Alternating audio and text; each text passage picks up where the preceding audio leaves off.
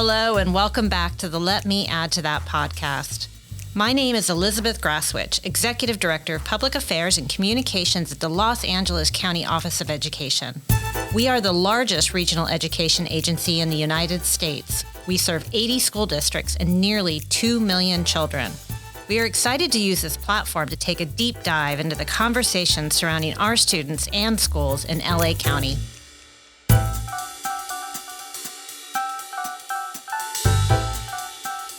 It's back to school time, and we're ready to embrace another year of learning, leadership, and all things education.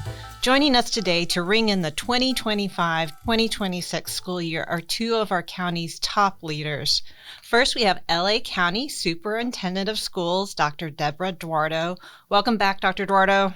Thank you. I'm glad to be here. Great to have you. And also joining us today for the first time, very excited to have her, is Deputy Superintendent Dr. Ruth Pérez. Welcome, Dr. Perez. Thank you very much. Excited to be here. So happy to have you both here to talk about a new school year. So, this time of year is always so exciting. The new school year is buzzing and across LA County with 80 school districts, nearly 2 million students. So what excites both of you about the start of the new year? As you said, Liz, it's a super exciting time of year. I mean, there's energy and optimism. It's a fresh start. It's the beginning of the school year. Teachers have had time to, refresh, reorganize, plan. Families have had time together, and parents are ready for their children to start school, and kids are going to meet their new teachers and see their friends. And, everybody is just excited about a new start of the year and an opportunity to be in a sense of community together. Completely agree. And for you, Dr. Perez? Same thing. It's so exciting to see the smiling faces on campuses, and everybody is just filled with happiness and just joy to be back in school. The families together again, Yeah, it's just contagious, right? With those kids when they are seeing each other for the first time, when they're greeting their teachers. I just love it. So every year, we obviously there's a continuity of what happened from the year before, but there's also new priorities. And are you seeing things kind of across the county in general that are going to be priorities for the coming year? Yeah, I'd say one key priority is student well-being and making sure that they feel a sense of belonging, that every student feels safe, that they feel supported, that they feel seen. Another really important thing is, addressing chronic absenteeism. It's still been an issue since the pandemic, and making sure we're doing everything possible to ensure that students are coming to school every day, supporting our educators, making sure that we're retaining and growing talent and providing the support that our educators need. And just as always, wanting to close that learning gap and making sure that all of our students are doing extremely well in school and that we're giving them the individual resources and supports that they need in order to succeed. Absolutely. And that targeted academic support that our kids are going to need, being able to help our districts addressing those opportunity gaps for our students instructionally is always a huge priority. We look forward to that support as we move forward with our students and just helping them to achieve.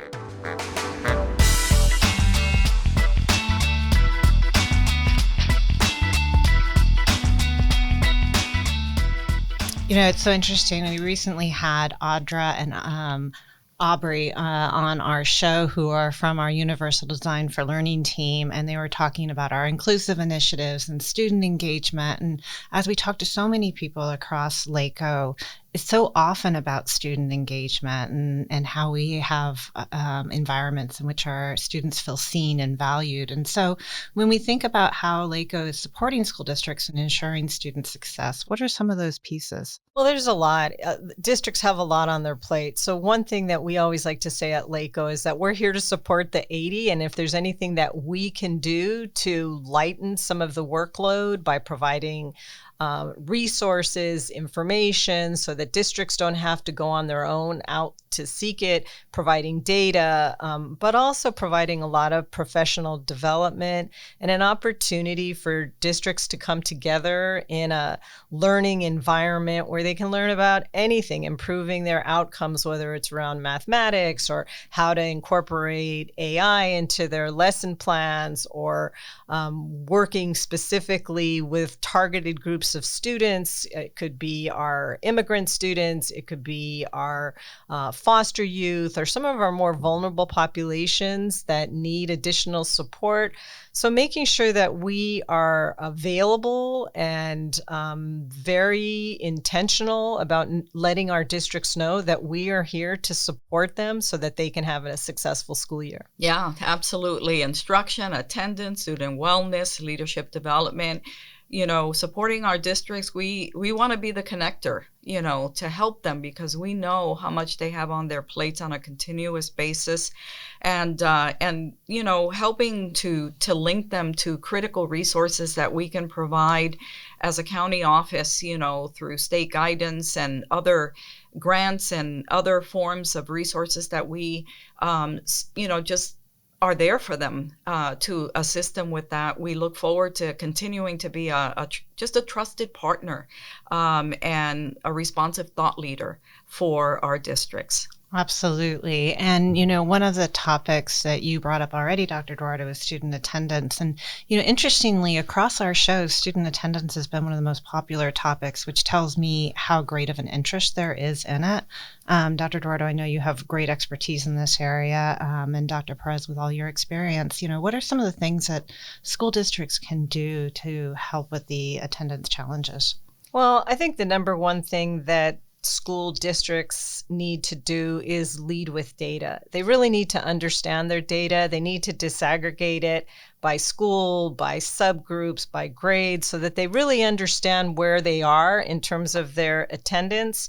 And then it's a lot of, things that they can do to promote a culture of belonging, making schools a place where children want to come, making sure that they have strong instruction, that they have electives, they have things that students want. And really making sure that they are engaging students, that they're engaging student voice, family voice, that students and parents are part of the solution, and understanding what are some of the issues that are impeding students' ability to come to school on a regular basis. Yeah, as Dr. Duardo shared, looking at the data is extremely important. And then, trying to just do a root cause analysis of that data, because the reasons for kids being absent in school, it just varies so much. But the only way we can find out is through partnerships with families and talking to them, and also, talking to our kids and asking them, what's going on, and being able to know exactly what we need to bring into their lives to want them to come to school. But, it just goes along with the importance of being able to provide a welcoming environment in school, and helping students to feel like school is a safe place for them to be, that it's a place where they're not going to be judged, that people, the adults around them, are there to love them and support them and help them to succeed. All of that goes a long way to bringing kids to school. Yeah, and if I can add to that, as Dr. Perez said, showing that love by doing home visits, going into the community, understanding what our students and parents are facing, and letting them know that we're here to support them and that we really understand what the challenges are, so that we can provide the resources and supports to get them to school. Yeah, learning about our kids and having our kids learn about us, it's a two-way street. To build a relationship, to cultivate a relationship. And I know we're busy a lot of times with content and skills that we want to, instill in them in such a short amount of time we have with them during the day. But there is a lot of value in getting to know our students and sharing with them about ourselves, so that we can cultivate that type of relationship where we can really get to know each other and create that environment that, again, kids will want to come to school and feel safe in school. Well, and that really builds on, some of the work we've done with our student advisory council, student voice, listening to our students. And we were recently lucky enough to have a couple of our students join us for an episode in June. And they talked about the need for mental health support. And that really goes back to what you were sharing about just talking to our students. And I know this has been an area where LACOE has put in a lot of focus. And so what are some of the things that we're doing around supporting mental health for both students and also, very importantly, and I know Dr. Duardo, you always remind us of this, it's also staff. Yeah, it's consistently one of the top issues that comes up when we talk to our students, when we talk to educators, and we're out there in the field. It's consistently a challenge. So, as many of you are aware of, we have a chief of wellbeing and support services here in LA County, Miss Alicia Garupa, and we are so intentional and clear on making sure that we're providing resources and support. We're training our educators, we're providing them with support, we're extending our programs. We've trained interns from all of the top universities across LA County to work with us so that they can be sent out to our districts.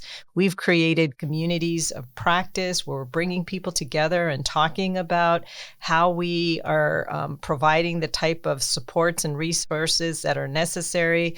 And a lot of it comes down to, again, prioritizing, schools as safe places, as welcoming places, doing early assessments on students' well-being, and making sure that they're aware that there are supports that will not cost them any money, whether it's a counselor at their school site or going online and accessing remote counseling, and just making sure that all of our districts and schools have access to the support that they need so that they can support their students.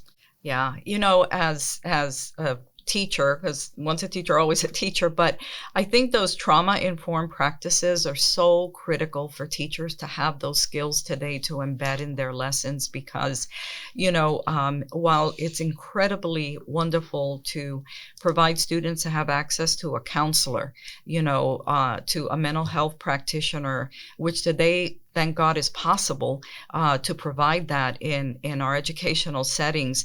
It's those that are with our kids all the time that really need to be equipped with the skills to help students to identify when they are in trauma, to identify the shortcomings that come as a result of the experiences that they had the night before, and being able to address that because they can't learn, if they're in trauma. They can't learn if something is bothering them, if something is hurting them. So we're wasting our time basically trying to educate kids when they are in great mental distress or need.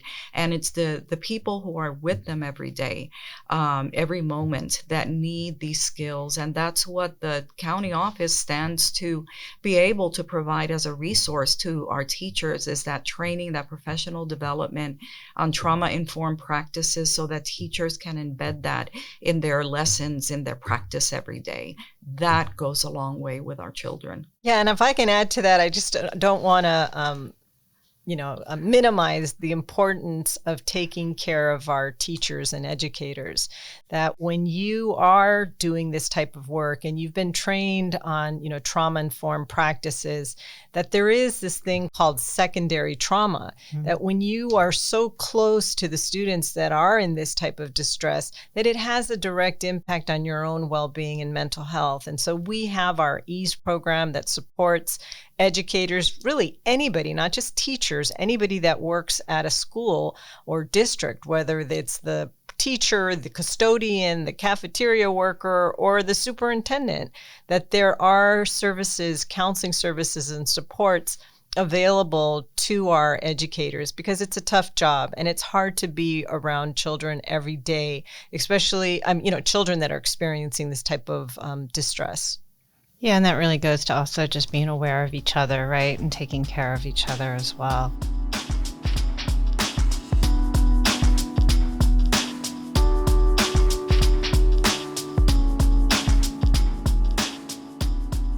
Both of you are at school sites and out in the community quite a bit. Is there something you've seen recently in a school or district that inspired you? I'm inspired every day when I visit our districts and the amazing work that they're doing to support their school community. But one district that really stands out to me because they just keep winning award after award in terms of the gains that they've made in their test scores around digital equity, around AI and implementing these tools in their district is Compton. And Darren Brawley has been the superintendent there for over 12, 13 years. And, I have conversations with him and I'm just always impressed. This is a district that's serving predominantly Black and Brown students. And he just shows that when we have high expectations and we provide adequate resources and services and programming, that all students can excel, that all students have the ability to improve their test scores and to do well in school. So I have to give a big shout out to Compton. Absolutely. And for me, something that is hard to get out of my mind is a recent visit to Los Padrinos, our educational youth center for incarcerated youth. And we had a program available to our students there that the focus was, entrepreneurial, and students got to work on creating their own businesses and doing a lot of research on that type of business that they would be interested in. Now, these are kids who are in trauma, and haven't had, the best of educational experiences because of chronic absenteeism, et cetera. But to see the kids actually open up and engage with the teachers on this business venture, and then have them present to us at the culmination of a 2-week project about their businesses was just incredible to see that, they actually pulled through and presented something of great value, which just speaks of the fact that, there are seeds planted there that are good seeds that can be, just grown for their own benefit so that they can be productive members of our society. So there is just a lot of hope to see that in incarcerated youth. And, I just walk away thinking, how valuable this investment is for our students at all stages of their lives. Both wonderful examples and how much, if just a little bit of believing in kids can just go so far and helping and supporting them.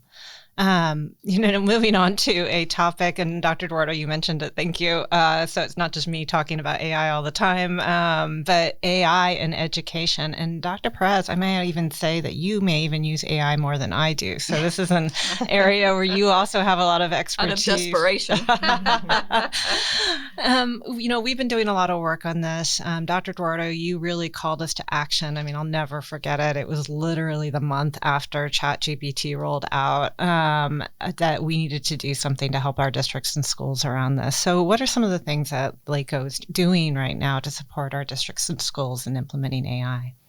Well, AI is absolutely here to stay. It's not something in the future. It's something that is available to everybody right now. So one thing that you've mentioned that we've done is we've created these guidelines to make sure that AI is used responsibly, that we're doing training so that teachers know how to use AI tools to leverage AI in the classroom. We are super excited about it, but just like anything new, people need to be prepared. They have to understand it. We need to train parents so that parents understand it. And we need to connect with students to make sure that students are using it responsibly and that nobody is harmed by it. Yeah, because our focus is on enhancing, not replacing that human interaction, and making sure that AI is used in ways that can promote creativity and support learning. And we have to do it because I remember seeing this powerful slide that spoke so much to me, is that our students are learning without us. Mm-hmm. So I would rather that they learn with us than without us, since they're learning without us, but, try to, walk beside them in this AI journey that's here to stay, and help them to, implement the ethical piece of responsibly using AI in their daily lives.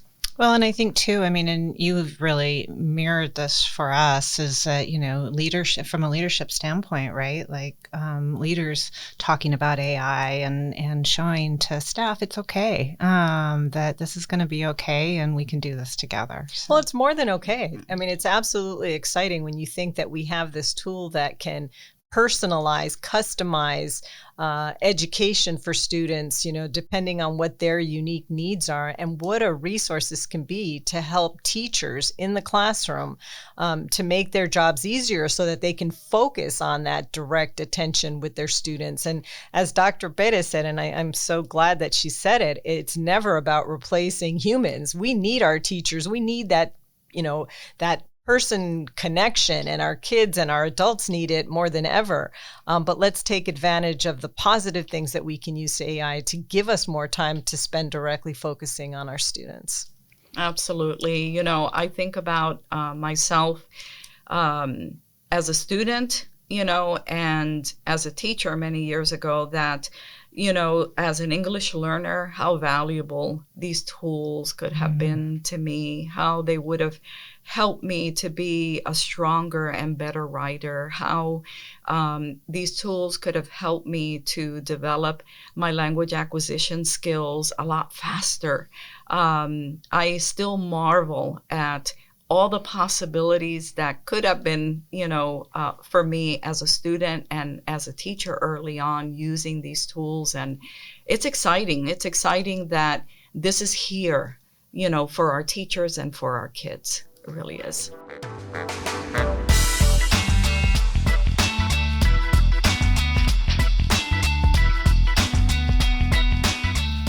Well, and on that note of possibility and excitement, as we enter a new school year, here we all are in early August. Schools are just coming back. What's a message you'd want to share with our students, families, and educators right now? I would hope that they start the new school year with that level of excitement and optimism that many of us have, that they all understand that every day counts, that student attendance is so critical to learning, to making the connections with their teachers and their peers, and for being successful in school. I also want to send out to everybody that our students come first, and that our students have to be the priority in all the work that we do. And we have to make sure that they feel valued, that they feel a sense of connection, that they feel safe.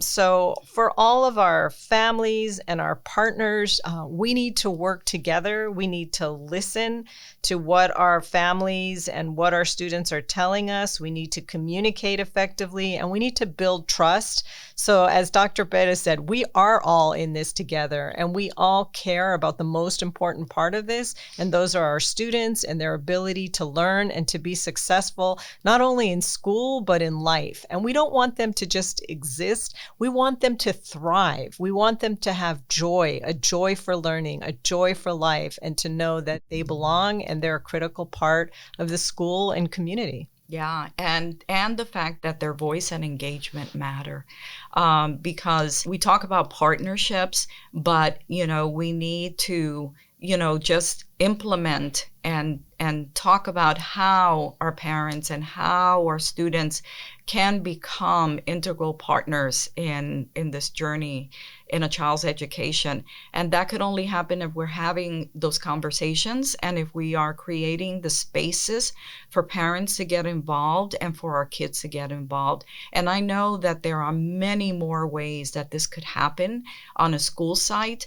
But again, we need to have those conversations, because the only way our kids can be successful is through partnerships, partnerships with the parents, with the communities, with everyone who's serves a child. And for that, we need to make the space, make the time for us to have these discussions and value that engagement and that partnership and the voice of our kids. Truly takes a village. Absolutely. Absolutely. I want to thank you both for being here today. A new school year brings so much excitement and hope, and we're all proud to be alongside of you for the journey.